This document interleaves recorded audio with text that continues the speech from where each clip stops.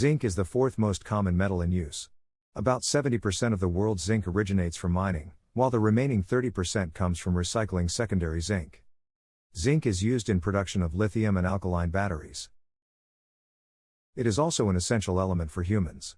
Most zinc is in the brain, muscle, bones, kidney, liver and parts of the eye. Tara Mine is Europe's largest zinc mine and the 8th largest in the world, located near Navan, County Meath, Ireland. It produces 200,000 tons of zinc concentrate and 40,000 tons of lead concentrate annually.